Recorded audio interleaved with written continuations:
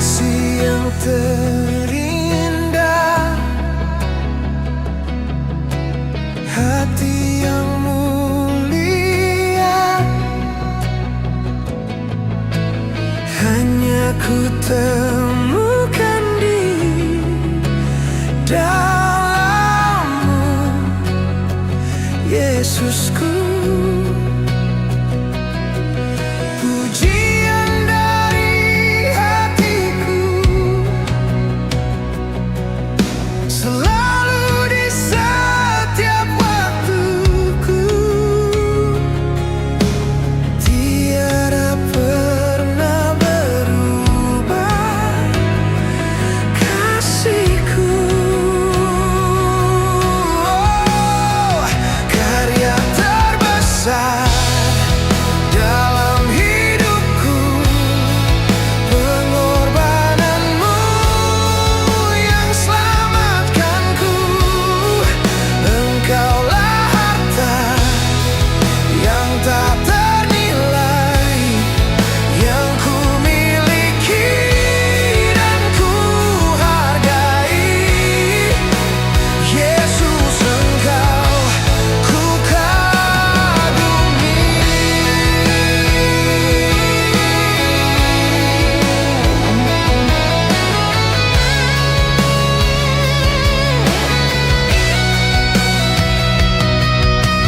Kasih yang terindah,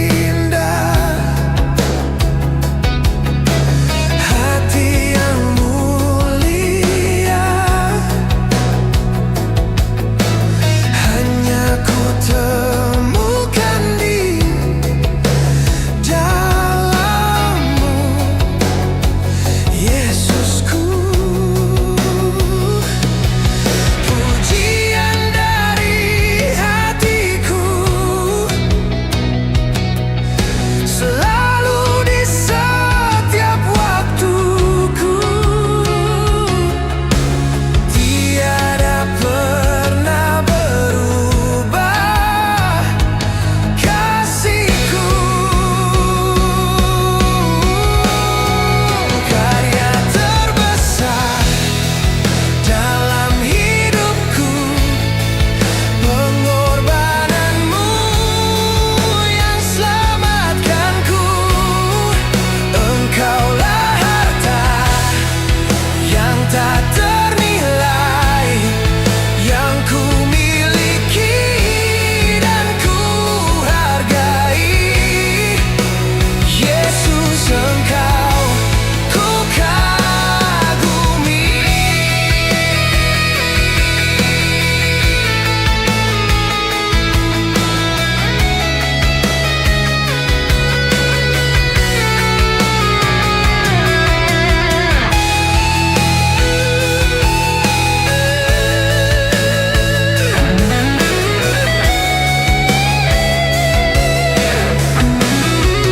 Karya terbesar dalam hidupku, pengorbananmu yang selamatkanku.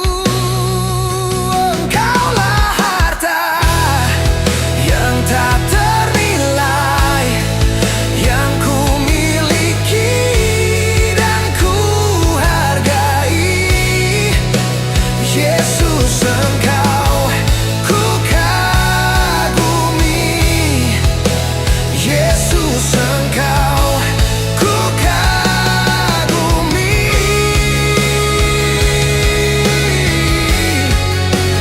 Yesus, Engkau ku kagumi. Ya, selamat datang juga buat Bapak Gembala dan Ibu Gembala. Wah, kami senang sekali bisa bertemu lagi ya akhirnya minggu ini setelah perjalanan dari Manado. Puji Tuhan sudah tiba dengan selamat dan tidak kurang suatu apapun. Baik, kita akan segera mulai ibadah kita. Saya undang kita semua bangkit berdiri. Boleh kasih salam kiri kanannya Bapak Ibu, katakan selamat beribadah. Haleluya. Selamat beribadah. Selamat beribadah buat kita semua. Mari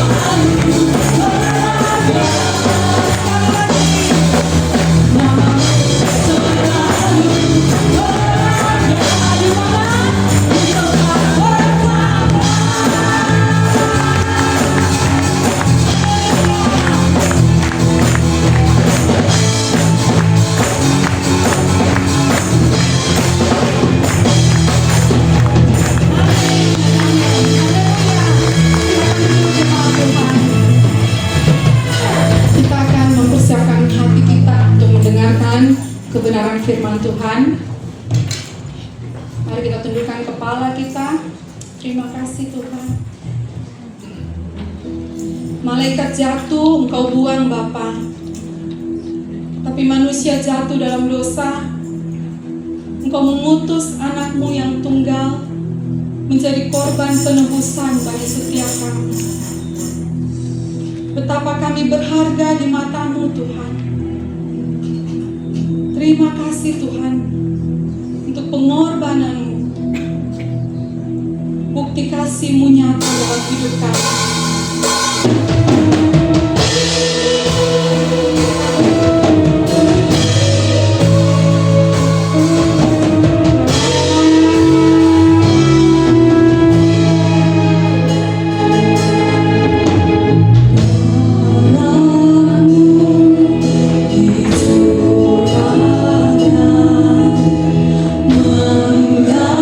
Menggantikan nyawaku.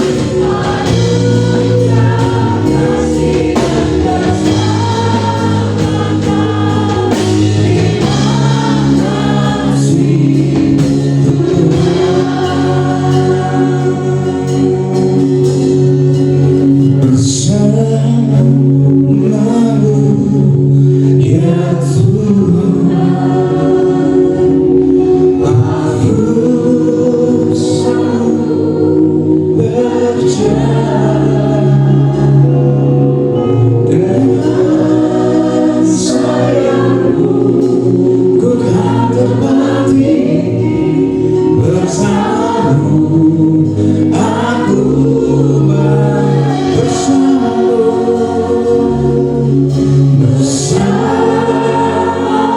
bersamamu ya Tuhan. Kami sanggup berjalan,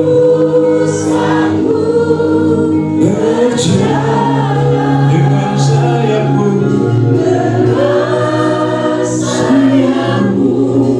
ku kan terbang tinggi bersamamu. Dari awal nyanyikan pujian ini di setiap musim, di setiap musim hidupku, selalu kulihat setiamu, melewati badan yang besar, badan yang besar. Tanganmu menjagalah di dalam setiap keadaan, dalam setiap keadaan. Engkau mendengar seruan kami Tuhan, mendengar seruan. Kau Tuhan yang tak pernah terlelap, Tuhan yang tak pernah terlelap. Tanganmu menjaga, sambil mengangkat tanganmu katakan, oh bersamamu. Apapun masalahmu, bersama Tuhan engkau sanggup berjalan, dengan sayapmu,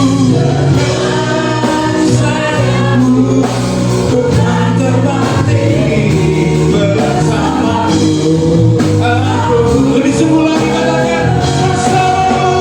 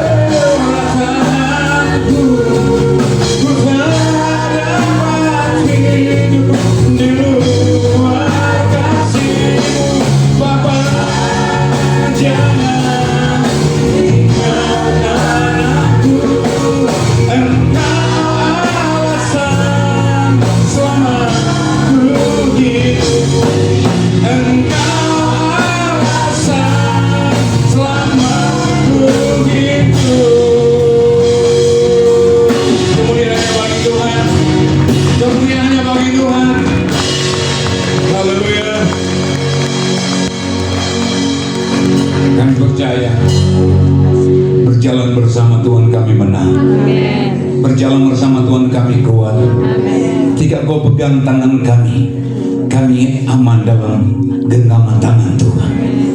Gembala bersama jemaat Tuhan, jangan lepaskan tangan kami, pegang tangan kami, pegang hidup kami, sebab kami tahu di luar Tuhan kami tidak dapat berbuat apa-apa. Terima kasih Bapa yang baik, berbicara Engkau bagi kami pada siang hari ini. Kami siap mendengarkan firman Tuhan. Dalam nama Tuhan Yesus Kristus kami berdoa. Haleluya. Amin. Puji Tuhan, silakan duduk. Haleluya. Shalom. Kalian boleh di depannya supaya jangan kosong. Segala kemuliaan hanya bagi Tuhan yang telah memimpin perjalanan kami kurang lebih hampir hari ini 2 minggu ya di Manado melayani ibadah di sana, dan anugerah Tuhan boleh kembali dalam keadaan selamat dan diberkati Tuhan. Haleluya. Ibu Gembala selalu kapan pulang, ternyata dia merindukan jemaat. Haleluya. Puji Tuhan. Sama-sama katakan Tuhan Yesus baik.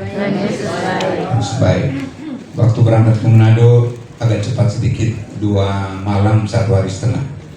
Biasanya 3 malam 3 hari 3 malam, agak cepat, pulang juga agak cepat. Ya, puji Tuhan, yang dan pembalap juga 115, 110.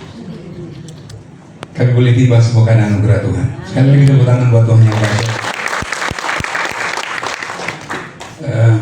Kita masih berada dalam suasana kebangkitan Kristus, jadi saya tidak akan lari dari topik ini. Saya akan tetap bicara tentang kebangkitan Kristus. Matius 28 ayat yang pertama. Matius 28 ayat yang pertama. Rasanya agak panas memang, mungkin karena cuaca agak panas. Tapi cuaca boleh panas, tapi kita tetap dingin. Ya, puji Tuhan. Matius 28 ayat yang pertama sampai ayatnya ke-8 saya dulu ya. Mari semua kita berdiri.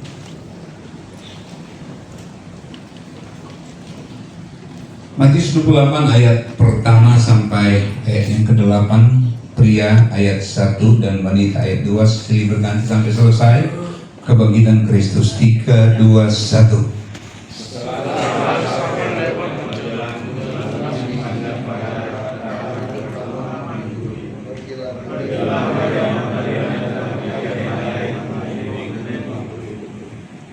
Maka terjadi dalam dunia yang hebat, orang mendengar Tuhan turun dari langit dan datang ke batu itu dan menggulingkannya lalu duduk di atasnya.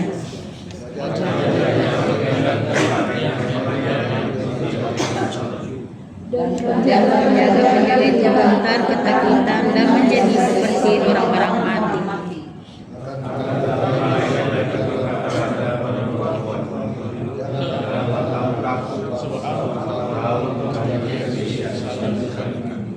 Ia tidak ada di sini, sebab ia telah bangkit, sama seperti yang telah dikatakannya. Mari lihatlah ia bangkit.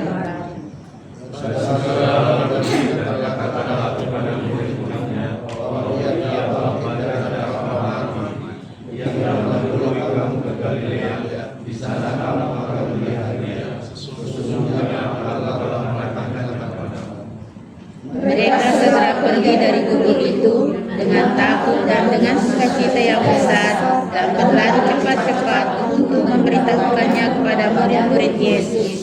Puji Tuhan, silakan duduk.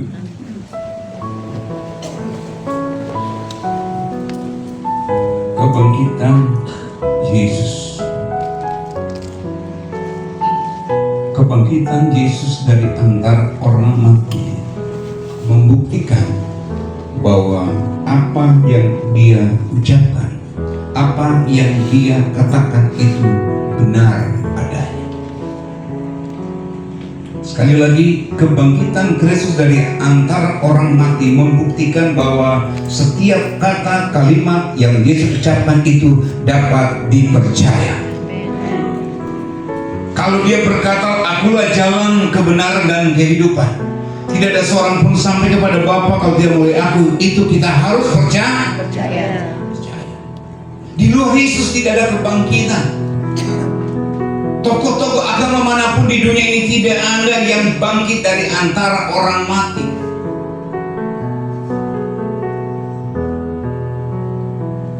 Kalau saya tanya, kalau saudara meninggal, senang kalau banyak orang melayat? Senang? Manusia senang. Ya, nggak usah takut. Kalau saudara mati tiba-tiba mobil itu berkilo-kilo antar saudara ke kuburan, senang? Bayangkan dari Tanjung Bunga sampai Bolang itu tidak berhenti orang naik mobil. Senang? Saudara senang kalau pusara saudara itu berlabu emas? Mau? Nah, saran saya jangan. Dicuri, betul dicuri. Haleluya. Apalagi dilapisi dengan emas, saudara akan menderita. Tapi saya mau katakan begini, sebenarnya banyaknya orang yang hadir dalam acara pelepasan jenazah, banyaknya orang yang hadir ketika kita diantar ke kuburan, atau mewahnya pusara kuburan yang dibuatkan untuk kita, tidak ada gunanya kalau tidak ada kebangkitan orang mati. Boleh katakan amin? Amin. Apa gunanya diantar orang banyak, diantar mobil banyak tidak dibangkitkan? Yang harus kita yakini bahwa saya mati, saya pasti dibangkitkan. Tidak ada gunanya saudara, kubur yang mewah, kubur yang bagus, ada yang kubur miliaran, tapi tidak dibangkitkan, tidak ada gunanya. Kebangkitan Yesus dari antara orang mati membuktikan bahwa dia hidup. Apa yang dia katakan, apa yang diucapkan itu dapat dipercaya. Matius 16 ayat 21. Matius 16 ayat 21.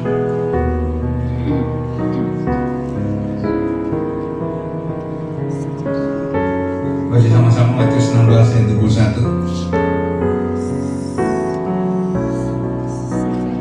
Sejak waktu itu Yesus mulai menyatakan kepada murid-muridnya bahwa ia harus pergi ke Yerusalem dan menanggung banyak penderitaan pihak tua-tua, imam kepala dan ahli Taurat, lalu dibunuh dan dibangkitkan pada hari ketiga. Kalimat ini dia katakan kepada murid-muridnya sebelum dia dibangkitkan, bahwa anak manusia akan menanggung banyak penderitaan dari pihak tua-tua, imam-imam dan ahli-ahli Taurat, dibunuh dan dibangkitkan pada hari ketiga. Dia dibangkitkan pada hari ketiga sesuai dengan perkataannya. Jadi sekali lagi, jangan pernah meragukan ajaran Yesus. Ajaran Yesus itu iya dan amin dan dapat dipercaya. Haleluya. Setelah hari Sabat lewat, menjelang menyingsing fajar, berarti sebelum matahari terbit, pada hari pertama minggu itu pergilah Maria Magdalena dan Maria yang lain menengok kubur Yesus. Kenapa Maria Magdalena dan Maria yang lain menengok kubur Yesus? Kenapa? Karena tradisi pada waktu itu, orang akan menjenguk orang yang telah mati di kubur, dan kita juga ikuti itu, ya. 3 malam, 3 hari meninggal ke kubur, 7 hari, 40 hari. Ya. Biasa dikubur bawa apa? Bawa apa? Bunga. Apa lagi? Kalau orang Manado bawa cucur. Orang Makassar songkol barangkali. Ya. Kalau dia perokok hebat, dibawa apa? Jiwa Samsur. Saudara, saya tidak larang saudara dikubur, ya. Berkali-kali saya bilang, saya tidak larang dikubur, tapi jangan ngomong dikubur. Ma, doakan cucumu mau kawin. Ya, istriku, cucumu mau kawin, anakmu mau kawin. Jangan, gak ada hubungannya orang mati dan orang hidup. Bilang kita, gak ada hubungannya orang mati orang hidup. Jadi dikubur gak usah ngomong, gak perlu bicara. Ya, kaget gak ketika Ma doakan anak mau kawin, tiba-tiba ada suara, iya. Ternyata penjaga kubur yang sembunyi. Haleluya.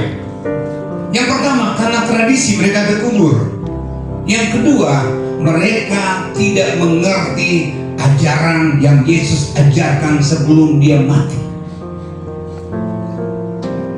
Ternyata mereka tidak mengerti setiap ajaran-ajaran yang Yesus ajarkan. Berapa tahun Yesus bersama mereka? 3,5 tahun. Kita sudah 30 tahun, Yesus tidak juga ngerti firman Tuhan. Coba suruh doa. Jangan Pak Pendeta, saya pinjam jalanan. Sudah 30 tahun ikut Yesus, tidak ada perubahan. Tapi saya percaya mulai tahun ini semua pasti bisa berdoa. Amin. Amin. Sedikit sekali. Haleluya. Kalau menyanyi susah sekali keluar dari mulutnya menyanyi. Tapi coba kalau gosip, mau berjalan, terus apa lagi? Kalau dengan firman Tuhan,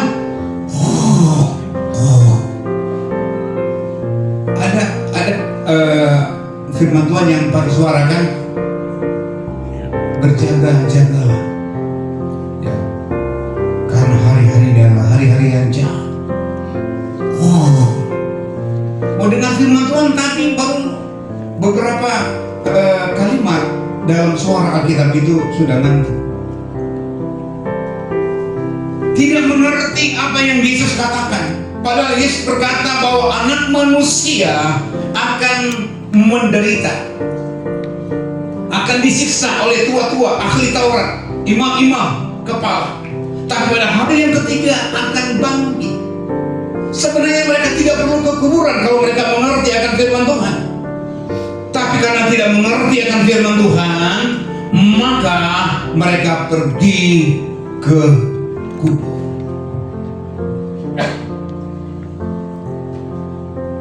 Kebangkitan Yesus adalah sebuah peristiwa yang sangat menakjubkan. Kenapa? Sangat menakjubkan. Karena peristiwa itu disaksikan oleh penjaga-penjaga kubur. Imam-imam kepala ahli Taurat berkata kepada penjaga-penjaga, jaga baik-baik kubur ini. Jangan sampai mayatnya dicuri orang. Jangan sampai mayat ini diambil oleh murid-muridnya. Apa yang terjadi? Ayat yang kedua kita baca bersama-sama, Matius 28 ayat yang kedua. 3, 2, 1. Maka terjadilah gempa bumi yang hebat, sebab seorang malaikat Tuhan turun dari langit dan datang ke batu itu dan menggulingkannya lalu duduk di atasnya. Haleluya. Kebangkitan Kristus itu dilakukan oleh malaikat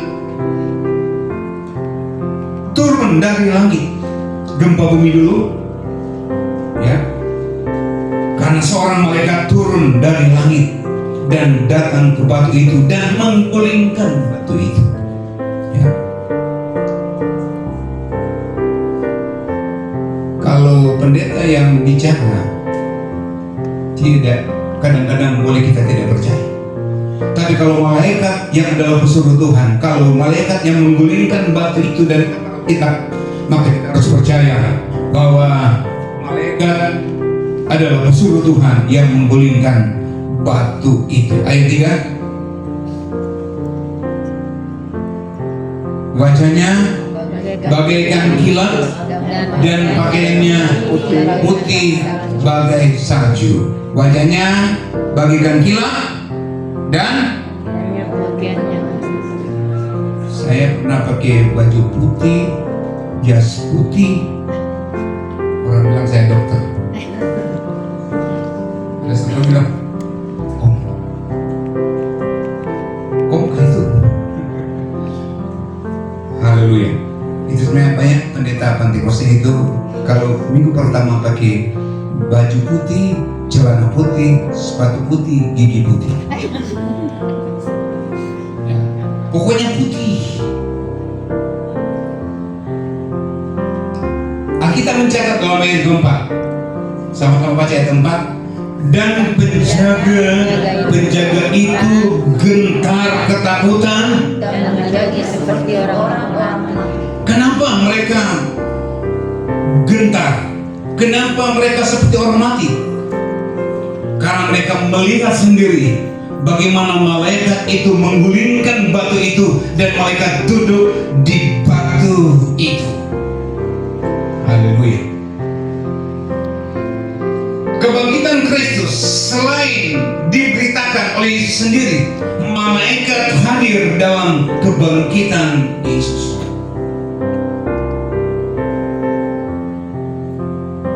Penjaga-penjaga itu gentar ketakutan, takut. Kenapa? Karena ada malaikat turun dari langit. Wajahnya bagaikan kilat dan pakaiannya putih seperti salju. Haleluya. Ayat yang 5. Haleluya. Sama-sama. Akan tetapi malaikat itu berkata kepada perempuan itu, janganlah kamu takut, sebab aku tahu kamu mencari Yesus yang disalibkan. Ayat 6. Ia tidak ada di sini, sebab ia telah bangkit, sama seperti yang telah dikatakannya. Mari. Haleluya. Ia tidak ada di sini, ia telah bangkit. Bisa katakan amin? Amin. Tepuk tangan buat Yesus yang telah bangkit dari kematian. Ia tidak seperti tokoh-tokoh agama lain mati kuburannya sampai hari ini. Tapi malaikat berkata, ia tidak ada di sini. Ia telah bangkit. Kenapa? Yesus hidup. Yesus hidup. Kalau Yesus hidup dari antara orang mati, orang yang percaya kepadanya akan hidup kalau kita mati. 1 Tesalonika 4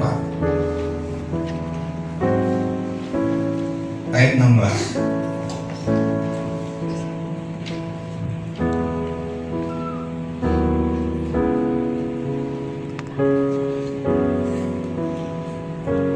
Sama-sama yang keras. 3, 2, 1. Sebab pada waktu tanda diberi, yaitu pada waktu penghulu malaikat berseru dan sangkakala Allah berbunyi, maka Tuhan sendiri akan turun dari surga, dan mereka yang mati dalam Kristus akan lebih dahulu bangkit. Haleluya. Tepuk tangan buat saudara dan saya akan dibangkitkan dari antara orang. Haleluya. Mereka yang mati dalam bukan mati ketika main judi ya. Selamat jalan ke rumah Bapak di surga. Tunggu dulu. Orang lagi selingkuh dengan istri orang, tiba-tiba mati. Kemudian apa? Selamat jalan ke rumah Bapak di surga. Tunggu dulu. Ya. Betapa bahagianya kita kalau kita mati di rumah Tuhan. Amin. Amin. Atau mati di diskotik, mati di tempat judi, mati di karaoke, lagi nyanyi mimpikah diri melihat dirimu, mati.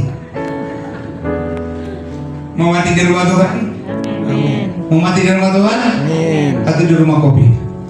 Mati di rumah Tuhan itu lebih baik. Haleluya.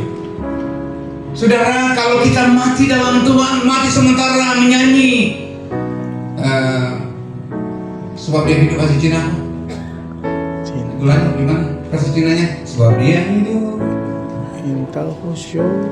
Coba, hafal enggak? Ya,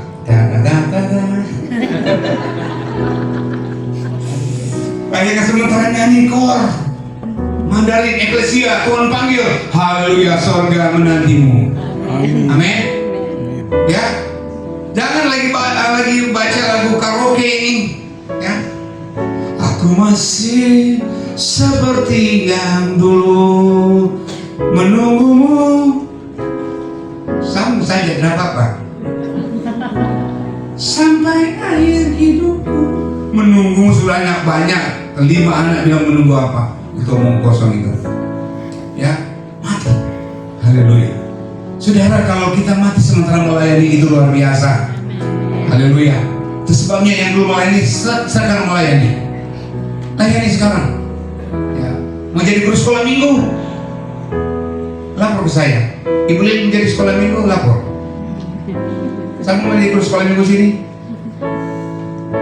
Pak Rudi. Haleluya. Saudara, yang saya kasih dalam diskusi. Jadi kalau kita mati dalam Tuhan, kita akan dibangkitkan. Harus mati dalam Tuhan, bukan di luar Tuhan.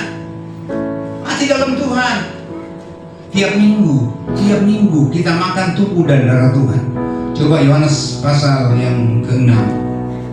Yohanes pasal 6 ayat 53 mulai. Ini tiap minggu dalam perjamuan kita. Yohanes 6 ayat 53, sama-sama kita baca 3, 2, 1. Maka kata Yesus kepada mereka, aku berkata kepadamu, sesungguhnya jikalau kamu tidak makan dari Anak Manusia dan minum darahnya, kamu tidak mempunyai hidup di dalam dirimu. Perhatikan, kenapa tiap minggu kita rayakan perjamuan kudus, dan saya perkenankan anak-anak boleh makan tubuh dan darah Tuhan. Kasihan kalau mereka tidak makan. Ayat ini berkata, sesungguhnya jikalau kamu tidak makan dari Anak Manusia dan minum darahnya, kamu tidak mempunyai hidup di dalam dirimu. Kalau anak-anak tidak pernah makan dari Anak Manusia, minum darah Yesus, tubuh darah Yesus, tidak ada hidup. Itu sebabnya saya izinkan anak-anak makan, minum, supaya mereka punya hidup. Ya, punya hidup. Itu sebenarnya tiap minggu kalau perjamuan kudus mereka harus naik ke atas, mereka harus makan tubuh dan darah Kristus. Di samping ada kehidupan, ayat yang ke-54.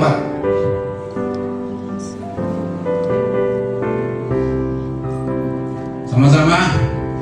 Barang siapa makan dagingku dan minum darahku, ia mempunyai hidup yang dikatakan amin. Dan aku akan membangkitkan dia pada akhir zaman. Kasihan anak-anak kalau tidak makan tubuh dan darah Tuhan, mereka tidak punya hidup kekal. Mereka tidak dibangkitkan.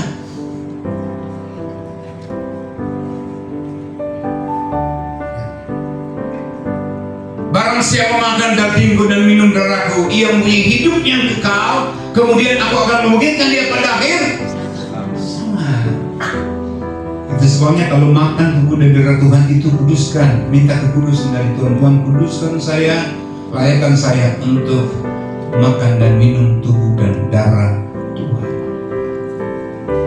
Kalau sudah dari rumah sudah marah-marah sama anak, sama cucu, marah-marah sama suami, marah-marah sama istri, minta kekudusan dulu dari Tuhan baru saudara makan. Minta kekudusan, karena bahaya kalau kita makan tubuh Tuhan dengan cara tidak berlayak, kematian menjadi bagian kita. Haleluya. Saya kembali dalam Matius 28 ayat yang ke-6. Ia tidak ada di sini sebab ia telah bangkit. Berita kebangkitan Kristus yang pertama disampaikan oleh Yesus sendiri dalam nubuatan bahwa Anak Manusia akan mati dan dibangkitkan. Dan kemudian yang kedua, ia tidak ada di sini sebab ia telah bangkit, sama seperti yang dikatakannya. Jadi malaikat Tuhan memberitakan kebangkitan Kristus kepada murid-murid Tuhan Yesus. Dan kabar kebangkitan Yesus itu harus dapat kita percaya, karena itu adalah ya dan amin. Haleluya. ayat yang ke-7.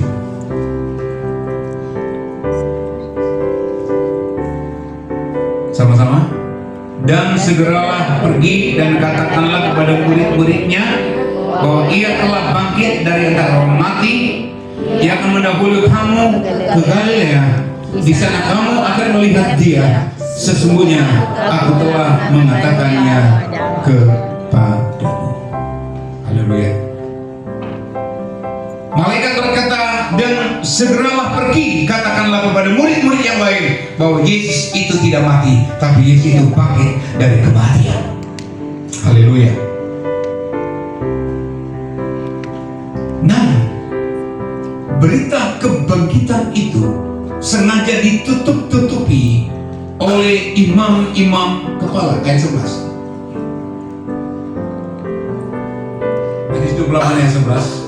3, 2, 1. Ketika mereka di tengah jalan, datanglah beberapa orang dari penjaga itu ke kota dan memberitahukan segala yang terjadi kepada imam-imam kepala.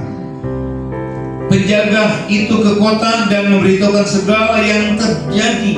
Bagaimana mereka melihat malaikat turun dari surga, menggulingkan batu itu dan duduk di batu itu, dan bagaimana Yesus keluar dari dalam kubur itu. Sebuah berita yang menghebohkan, sebuah berita yang menakjubkan. Sebenarnya berita itu harus disampaikan oleh imam-imam kepala, tapi mereka menutupi kabar itu. Haleluya. Ayat 12. Dan sesudah berunding dengan tua-tua, mereka mengambil keputusan lalu memberikan sejumlah besar uang kepada serdadu-serdadu itu dan berkata, kamu harus mengatakan bahwa murid-muridnya datang malam-malam dan mencarinya ketika kamu sedang tidur. Ada dusta di kubur Yesus. Ada dusta dalam kebangkitan Kristus. Imam-imam kepala mencoba menutupi berita tentang kebangkitan Kristus dari antara orang mati dengan menyogok penjaga-penjaga. Jadi subuk menyogok itu sudah ada sejak zaman dahulu. Uang tutup mulut. Supaya tidak bicara, maka mereka memberikan sejumlah uang kepada penjaga serdadu-serdadu untuk mengatakan bahwa murid-muridnya datang malam-malam mencuri. Haleluya. Ada banyak berita-berita yang mengatakan bahwa Yesus tidak mati, mayatnya diculik. Dan ada berita-berita mengaburkan bahwa yang disalib bukan Yesus. Jadi yang bangkit dari kubur bukan Yesus tapi orang lain. Tapi saya dan saudara percaya yang bangkit dari kubur adalah Yesus, Tuhan di atas segala Tuhan, Raja di atas segala Raja. Amin. Haleluya. Kabar kebangkitan Kristus coba ditutupi. Namun saya mengatakan kabar kebangkitan Yesus tidak bisa ditutupi oleh apapun juga. Kenapa? Karena Yesus menampakkan diri berulang-ulang kali kepada murid-muridnya. Berulang-ulang kali dan menampakkan diri kepada Thomas juga dia menampakkan diri. Thomas bilang apa? Sebelum aku mencucukkan jariku di lubang bekas paku, aku tidak percaya. Maka Yesus datang dan berkata, Thomas, cucukkan jarimu ke bekas paku. Thomas menangis. Berita kebangkitan Kristus, kabar kebangkitan Kristus tidak bisa ditutupi. Dia akan terus menerus sampai ia datang pada kali yang kedua. Tidak bisa ditutupi. Ya.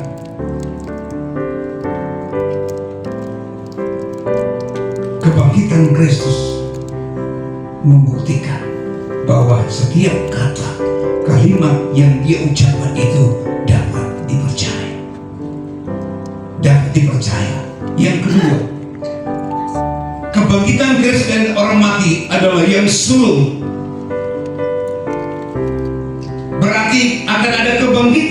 Kristus bagi orang-orang yang percaya kepada. Kebangkitan Kristus membuktikan bahwa kematian tidak dapat menahan dia. Kematian tidak dapat menahan dia. Yesus mati hari pertama, hari kedua iblis bersorak. Tapi pada hari yang ketiga iblis dihancurkan, iblis dikalahkan. Kenapa? Dia mengalahkan kematian. Dia mengalahkan maut.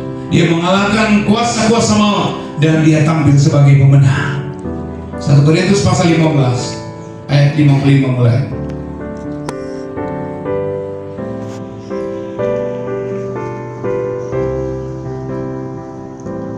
1 Korintus 15 ayat 55 mulai.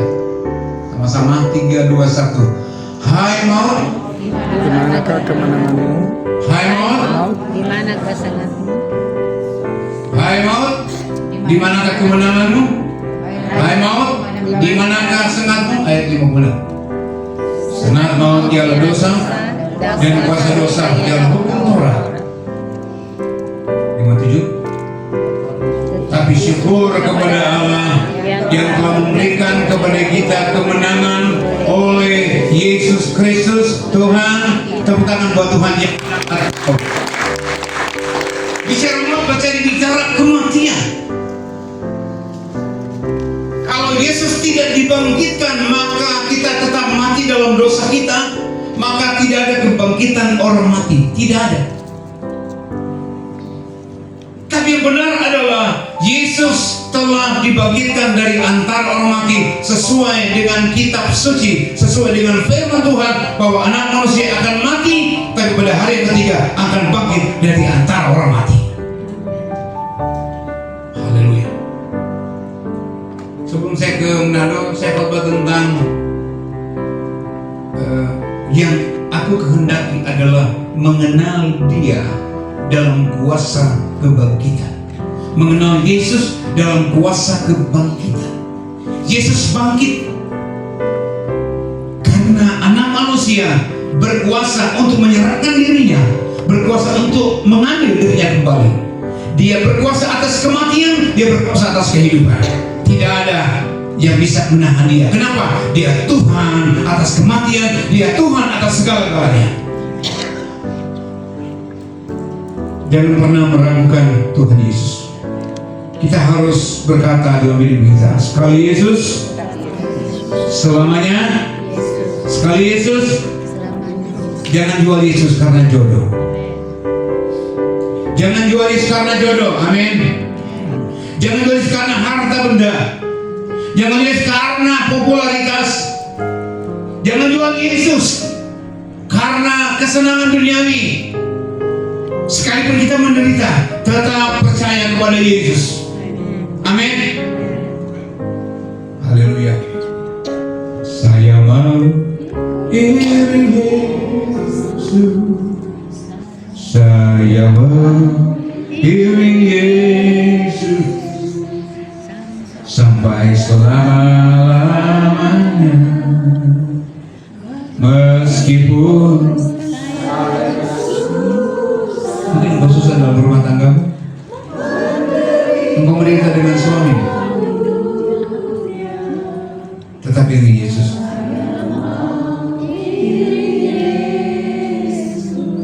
Memang kita di dalam yang menderita, tapi tetap iring Yesus. Boleh sekali lagi dan tangan di dada. Saya Bapak hamba berdoa buat semua eklesia supaya mereka tetap mengiring Yesus meskipun mereka susah, meskipun mereka menderita karena keluarga, karena suami istri, tapi mereka tetap setia. Saya susah menderita,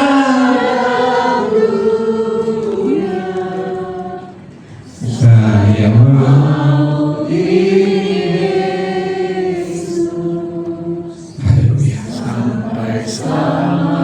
bisa bilang kiri kanan tetap setia dengan Yesus sekalipun kau menderita.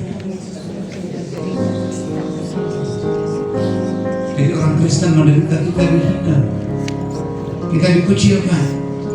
tapi penderitaan ringan mengerjakan kemuliaan kekal selama-lamanya. Haleluya. Saya pandangkan Tuhan Yesus tahu penderitaan dalam rumah tangga. Bertahun-tahun kau disakiti, bertahun-tahun engkau dibuli, tapi kau tetap setia. Upahmu besar di surga. Upahmu besar di surga. Jangan pernah tinggalkan Tuhan apapun dan menderita. Jangan pernah tinggalkan Tuhan. Sekali Yesus, selamanya Yesus. Kebangkitan Kristus mendamaikan hubungan kita dengan Tuhan. Kematian dan kebangkitan Kristus mendamaikan hubungan kita dengan Tuhan. Tadi awal sebelum pujian penyembahan ada ayat apa tadi? Roma berapa tadi? Roma 5 ayat berapa? Roma 5 ayat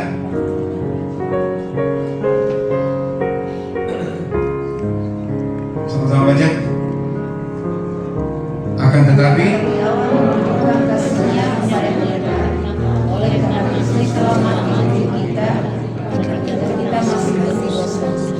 Yesus mati untuk kita ketika kita masih, coba ayat 6.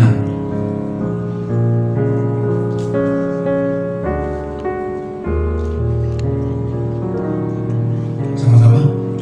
Karena waktu kita masih lemah, Kristus telah mati untuk kita orang-orang durhaka pada waktu yang ditentukan oleh Allah. Ayat 7.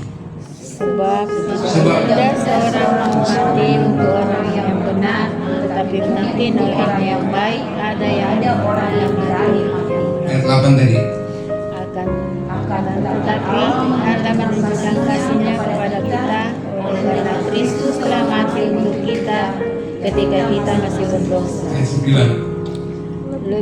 Lebih karena kita sekarang telah dibenarkan oleh darahnya, kita pasti diselamatkan dari murka Allah. Ayat 10.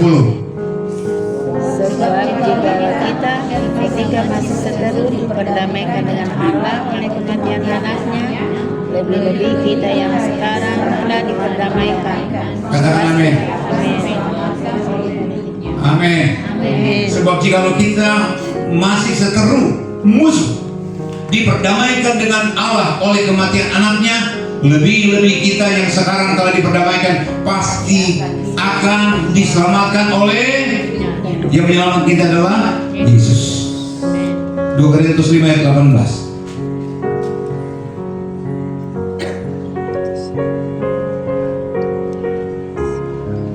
Sama-sama 3, 2, 1. Dan semua ini dari Allah yang dengan perantara Kristus telah mendamaikan kita dengan dirinya. Kematian dan kebangkitan itu mendamaikan kita dengan Allah. Sehingga kita disebut anak-anak Allah. Kebangkitan Kristus mengubah kutuk jadi berkat. Kutuk yang disalib adalah orang yang terkutuk, tapi kutuk untuk kita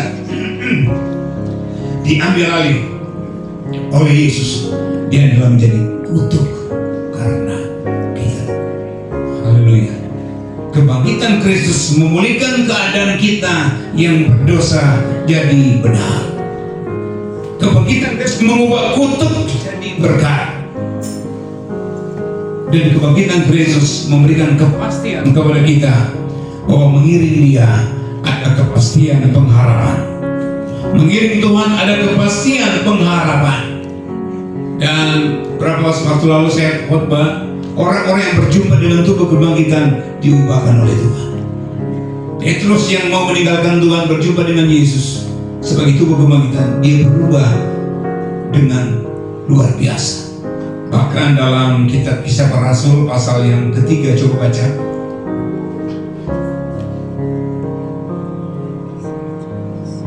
Haleluya.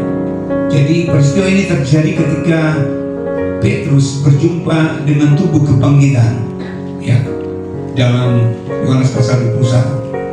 Sebelumnya dia sembunyi, dia takut. Sebelum Yesus menampakkan di dalam tubuh kebangkitan, Petrus itu penyangkal. Petrus itu tidak setia, tidak konsisten, tidak komitmen. Sampai dia bilang kepada murid-muridnya, aku pergi menangkap ikan. Dan murid-muridnya bilang, aku juga pergi menangkap ikan. Tapi ketika Yesus mengubahkan dia, ketika Petrus berjumpa dengan tubuh kebangkitan, dia berubah.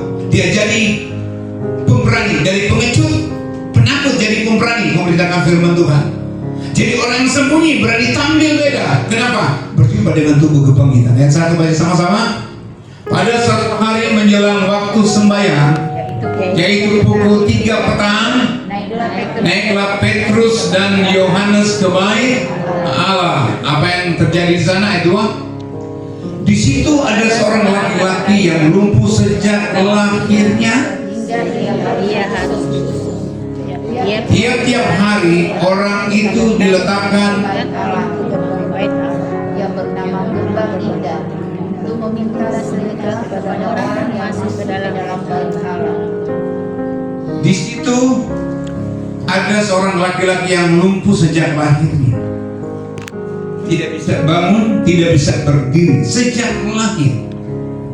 Dan kalau dibawa ke bait Allah, dia diusung oleh orang-orang. Tiap-tiap hari orang itu diletakkan di dekat pintu gerbang indah. Pintu gerbang indah. Namanya pintu gerbang indah, tapi di situ ada orang yang lumpuh sejak lahirnya. Tidak cocok dengan namanya pintu gerbang indah. Karena di pintu gerbang indah ada orang yang lumpuh sejak lahirnya. Dan orang itu tiap-tiap hari dari situ untuk meminta sedekah kepada orang-orang yang masuk ke dalam bait Allah. Ayat yang ketiga.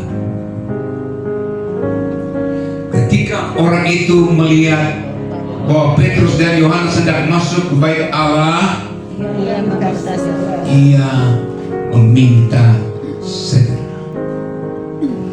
Orang ini berharap dia dapat uang, dia dapat dinar.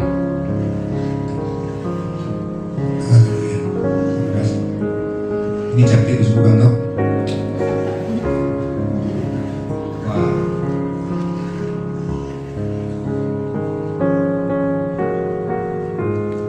Haleluya. Orang itu berpikir, saya akan dapat dinar, saya akan dapat uang, saya akan dapat sesuatu. Haleluya. Tapi yang Yesus memberi, tapi yang Petrus mau berikan kepadanya bukan uang, tapi kesembuhan. Ayat 4. Sama-sama kita baca. Mereka menatap dia dan Petrus berkata, lihatlah kepada kami. Tunggu dulu, ayat 4 tadi. Lalu menatap dia dan berkata, lihatlah kepada kami. Waktu dia lihat Petrus, yang ada di pikirannya cuan, yang ada di pikirannya dapat uang. Ayat yang kelima. Lalu orang itu menatap mereka dengan harapan akan mendapat sesuatu dari mereka. Saya mau tanya, saudara, kalau saya misalnya kasih uang 1 juta, mana yang saudara pilih? 1 juta atau sembuh dari lumpuh? Sembuh dari lumpuh. Apa gunanya uang kalau kita dibopong, kalau kita diusung sama orang-orang? Tidak ada gunanya. Orang itu berharap dapat sesuatu. Namun ayat 6 firman Tuhan berkata begini. Tapi Petrus berkata, emas dan perak tidak ada padaku, tapi apa yang kupunyai. Apa yang Petrus punya? Yesus. Apa yang Petrus punya? Yesus. Otoritas. Apa yang Petrus punya? Kuasa menyembuhkan. Apa yang Petrus punya? Kuasa untuk memulihkan. Haleluya. Minta kepada Tuhan supaya saudara juga punya kuasa seperti yang Dia berikan kepada Petrus. Haleluya. Kalau saudara punya kuasa, tidak perlu panggil saya. Taruh tanganmu di yang sakit, dalam nama Yesus saya akan berjalan. Saudara bisa. Saudara bisa. Saudara sakit kepala, taruh tangan di kepala, dalam nama Yesus saya sembuh, pasti sembuh. Haleluya. Cuma zaman sekarang sakit kepala tempel uang, sembuh dia.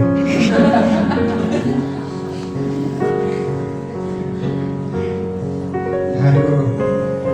Coba anak kalau nangis, ketahuan berdiam dia. Jadi kalau dikasih uang nempel di kepala langsung sembuh, itu anak-anak itu.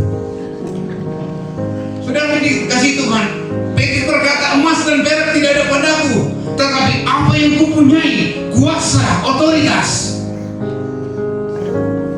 wibawa ilahi, Roh Kudus yang mampu menyembuhkan orang sakit, kuberikan kepadamu. Apa yang dia berikan? Demi nama Yesus Kristus orang Nasrani itu tepuk tangan buat Tuhan. Dan saya mengatakan hal ini, demi nama Tuhan Yesus Kristus usaha yang macet berjalan. Engkau yang berusaha kemudian tidak ada berkat, akan ada berkat di dalamnya. Ada otoritas Tuhan, ada kuasa Tuhan di dalamnya. Haleluya. Dan saya mengatakan kuasa itu belum berubah dulu, sekarang, sampai selamanya. Ini lebih dulu. Ya, Tuhan Yesus tidak berubah. Tuhan Yesus tidak berubah, tidak berubah, tidak berubah. Tuhan Yesus tidak berubah, tak berubah selama-lamanya. Haleluya, haleluya, haleluya, haleluya, haleluya, haleluya, haleluya. Dan kuasanya tidak berubah, tidak berubah, tidak berubah. Dan kuasanya tidak berubah, tak berubah selama-lamanya. Tepuk tangan buat Tuhan. Kuasa yang menyembuhkan orang lumpuh berjalan ada di tempat ini. Mari kita berdiri. Di dalam setiap keadaan, Engkau mendengar seruanku. Kau Tuhan tak pernah terlelap, tanganmu menjaga hidup.